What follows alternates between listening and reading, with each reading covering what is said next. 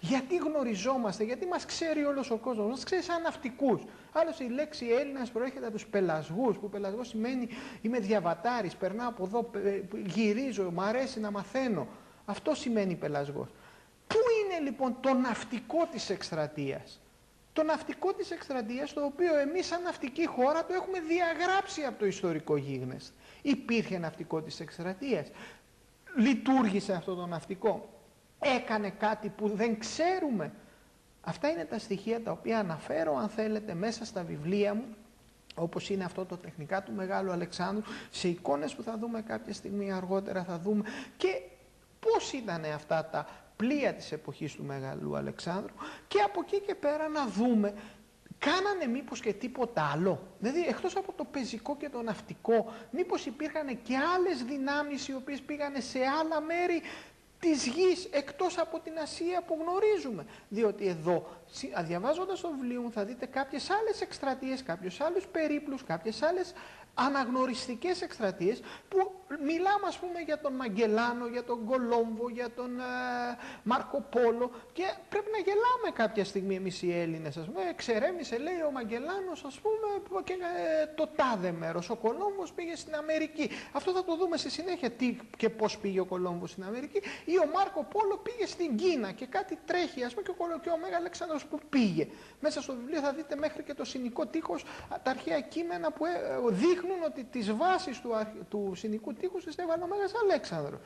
Και δεν είναι μόνο αυτό. Είναι ένα πραγματικό θαύμα. Δηλαδή μέσα σε μία 12 ετία, γιατί τόσο κράτησε όλη η εκστρατεία, ουσιαστικά άλλαξε την οικονομοτεχνική ροή της ανθρωπότητος.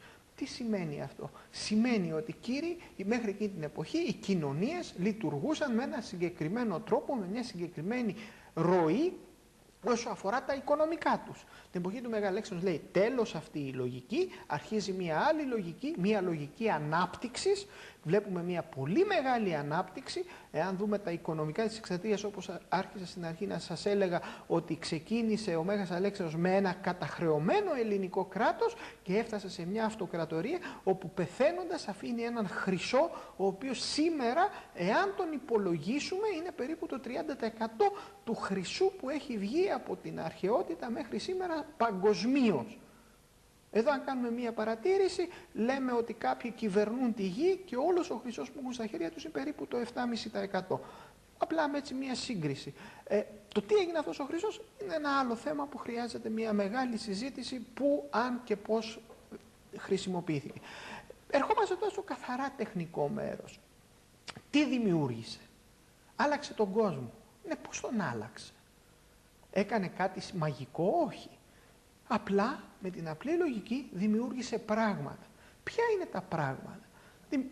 Δημιούργησε, αν θέλετε, τυπογραφία. Θα μου πείτε, αποκλείεται, αφού ο Γκούντεμπεργκ ανακάλυψε το τυπογραφείο. Σε λίγο θα βάλουμε τις εικόνες, θα δούμε το τυπογραφείο και θα λέμε «Α, σοβαρά, ανακάλυψε γεωτρύπανα». «Μα, σοβαρά, ναι, μα το ίδιο γεωτρύπανο που έφτιαξε ο Μέγας Αλέξανδρος υπάρχει σήμερα».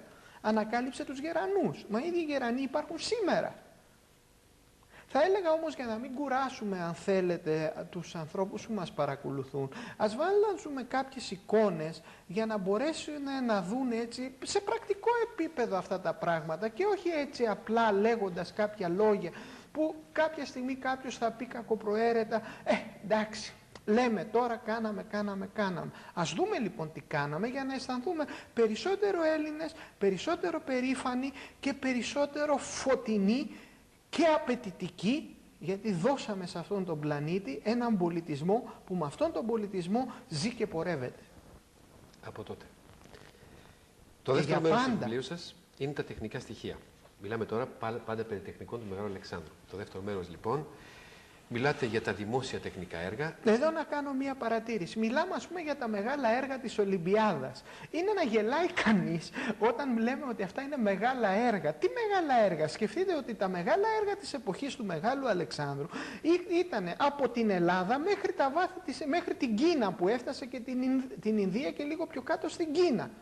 Για σκεφτείτε λοιπόν, σε όλη αυτή την περιοχή ένα ολόκληρο κεφάλαιο αναφέρει τα πολύ μεγάλα έργα της εποχής του Μεγάλου Αλεξάνδρου σε όλη αυτή τη μεγάλη περιοχή, και ταυτόχρονα σε κάθε περιοχή τα χιλιάδες άλλα έργα που γίνανε, τα οποία ήταν είτε το να φτιάξει ναούς, είτε να φτιάξει πολεοδομικά συγκροτήματα. Μην ξεχνάτε ότι μόνο η πόλη που έκτισε με το όνομα Αλεξάνδρεια είναι 75.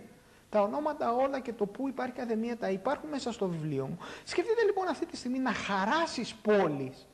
Μόνο τα σχέδια που χρειάζεται μία πόλη δεν είναι αστεία. Είναι να επιλέξεις το χώρο, πώς θα λειτουργήσει αυτός ο χώρος, πώς θα υπάρχουν, αν θέλετε, η τροφοδοσία της πόλης, πώς θα χωριστεί η πολεοδομία της, πώς θα γίνουν οι μεταφορές της, πώς θα είναι το κάθε σπίτι. Με αυτά χτιζόντουσαν και χτίστηκαν μέσα σε 12 χρόνια. Μιλάμε για ένα θαύμα. Ποιος κατά τη γνώμη σας, μάλλον ποιοι κατά τη γνώμη σας, διότι το να έχεις μαζί σου αρχιτέκτονες κτλ. Είναι ένα πράγμα. Ποιος κατά τη γνώμη σας έχτισε αυτές τις πόλεις? Νομίζετε ότι έπαιρνε τους γηγενείς πληθυσμούς και κάτω από τις διαταγές αρχιτεκτόνων, πολεοδόμων κτλ. Τους έβαζε να χτίζουν πόλεις? Γιατί αποκλείεται το στράτευμα από μόνο του να ασχολούνται με αυτό το πράγμα. Είναι πολύ σημαντική η παρατήρηση, για να σας πω το γιατί. Καταρχάς, ξεχνάμε κάτι, ότι η Ελλάδα πραγματικά σχεδόν το περιγαλύτερο μέρος του πληθυσμού της και όλων των Βαλκανίων που εκείνη την εποχή μιλούσαν ελληνικά, και σε κάποιο σημείο θα δείτε αναπεριοχή των Βαλκανίων πώς πήγαιναν στην εκστρατεία και σταδιακά πηγαίναν. Σε κάθε πόλη λοιπόν τι γινόταν? Υπήρχε το επιτελείο πολύ σαφέστατα των ανθρώπων οι οποίοι ήταν οι τεχνικοί, όπως είναι οι πολεοδόμοι, οι αρχιτέκτονες κλπ. Που είπατε προηγουμένως.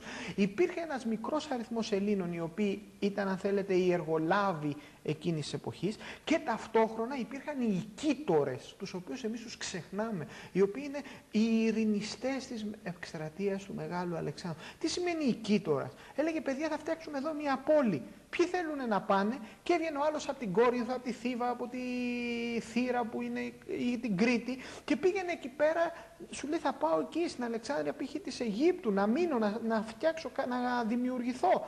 Και φεύγανε από την Ελλάδα και πηγαίναν σαν οικίτορες, οι άνθρωποι που οικίζανε, αν θέλετε, την πόλη. Αυτοί λοιπόν και μαζί με τους γηγενείς πληθυσμούς, όλοι μαζί δημιουργήσαν αυτές τις πόλεις. Ποτέ δεν υπάρχει στην εξαρτία του Μεγάλου Αλεξάνδρου κτίσιμο πόλης με τη μορφή που κτιζόντουσαν οι πυραμίδες της Αιγύπτου. Πουθενά δεν έπεσε βούρδουλα.